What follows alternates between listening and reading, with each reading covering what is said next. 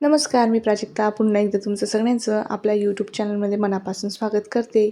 नक्कीच तुम्ही खूप मजेत असणार, अशी मी आशा करते. आज मी मस्त असा स्पॉन्जीस केक बनवलेला होता. तुम्ही बघू शकतात केक किती सॉफ्ट झालेला होता आणि मऊसूतही झालेला होता. चला तर रेसिपीला सुरुवात करूया. सर्वात अगोदर एका भांड्यामध्ये 1 कप मैदा घेतला. तुम्ही गव्हाचं पीठही वापरू शकतात. त्यानंतर अर्धा कप पिठी साखर घेतली. चिमूटभर मीठ घेतलं. मीठ जर घेतलं तर केकचा स्वाद अजूनच छान येतो आणि चवीलाही गोडसर लागतो, खूप छान लागतो. त्यानंतर 2 मोठे चमचे इथे मी मिल्क पावडर घेतलं. मिल्क पावडरचं प्रमाण जर कमी जास्तही करता आलं तरी काही हरकत नाही. त्यात मी कस्टर्ड पावडर 2 चमचे घेतलं. कस्टर्ड पावडर तुम्ही स्किप करून कोको पावडरही वापरू शकतात, जर तुम्हाला चॉकलेट केक हवा असेल तर. पण मी ते साधा व्हॅनिला केक बनवते, त्यासाठी मी इथे कस्टर्ड पावडरचा वापर केला. त्यानंतर बेकिंग पावडर घेतलं. एक छोटा चमचा त्याला 1 टीस्पून असं म्हणतात. आता तुम्हाला हे जे प्रमाणाचं चमचा दाखवते त्याच प्रमाणाने घ्या आणि जर पोहे खाण्याचा चमचा घेणार तर अर्धा चमचा घ्या. त्यानंतर मी इथे मापानुसार अर्धा चमचा खाण्याचा सोडा घेतला. त्याला मापानुसार जर बघणार, आता मी हे मापाचं प्रमाण दाखवते, तर अर्धा चमचा तुम्ही खाण्याचा सोडा घ्या. सोडा जास्तही व्हायला नको. सोडा जर जास्त झाला तर केक थोडा कडवट लागतो आणि चवीलाही घाण लागतो. त्यानंतर मी त्याच चमच्याने व्हॅनिला इसेन्स टाकून घेते. इथं तुम्ही इन्सेन्स स्किप केलं तरी काही हरकत नाही. पण सगळ्यात अगोदर मी आता व्हॅनिला इसेन्स बाजूला ठेवते. हे सगळं मिश्रण अगोदर मिक्स करून घ्यायचं, जेणेकरून सर्व एकजीव होईल. आता आपण मिक्स करून घेऊया. इथे हाताच्या साहाय्याने तुम्ही मिक्स करू शकतात. मी इथे मिक्स करण्याच्या याच्याने मिक्स करते. छान सर्व बाजूने मिक्स करून घेऊ.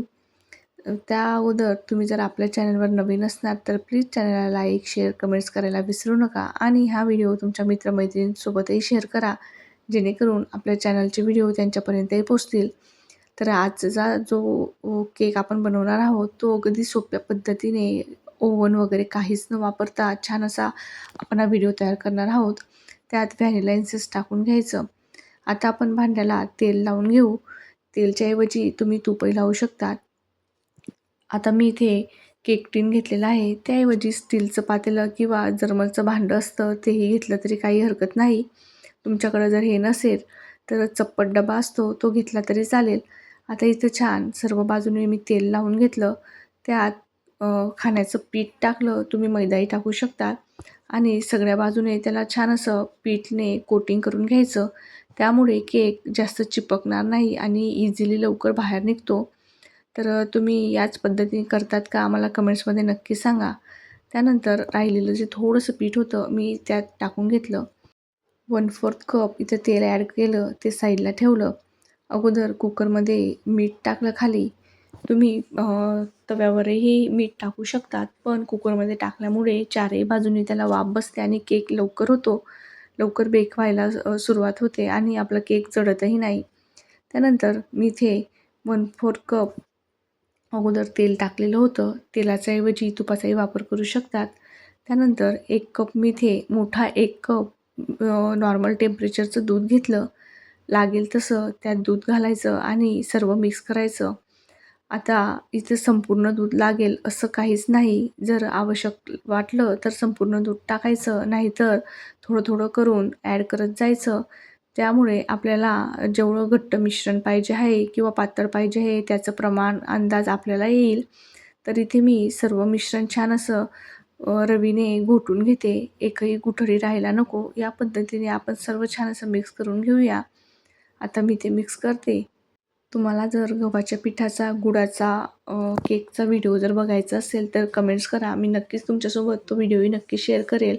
तुम्हाला बनवून दाखवेल की तो केकही किती सॉफ्ट येतो, किती स्पॉन्जी येतो. आता सर्व छान असं मिक्स झालेलं आहे. आता बघू शकतात मला एवढंच दूध लागलं. थोडंसं घोटभर दूध आहे ते मी राहूच दिलं, कारण अति जास्त दूधही नको. त्यामुळे केक लवकर होणार नाही आणि मध्ये कच्चट राहतो. तर आजूबाजूने जळेल आणि मधून कच्चा राहील. अजून आपण जर जास्त वेळ बेक करायला ठेवला तर तो आजूबाजूने जास्त जळतो. आता केकचं मिश्रण आपण भांड्यात ओतून घेऊया. तुम्ही माझे व्हिडिओ कुठून बघतात मला कमेंट्समध्ये नक्की सांगा. म्हणजे मलाही माहिती होईल की माझे सबस्क्रायबर, माझे व्ह्यूअर्स कुठून आहेत. तर सर्व मिश्रण छान मी असं भांड्यात ओतून घेतलं. आता आपण बेक करायला ठेवूया. अगोदरच गॅसवर मी कुकर ठेवलेला होता. तर आता तो छान गरम झालेला आहे. त्यात बेक करायची रिंग ठेवली, त्यावर भांडं ठेवलं आणि आता बिना शिट्टीचं आपण झाकण लावून घेऊया.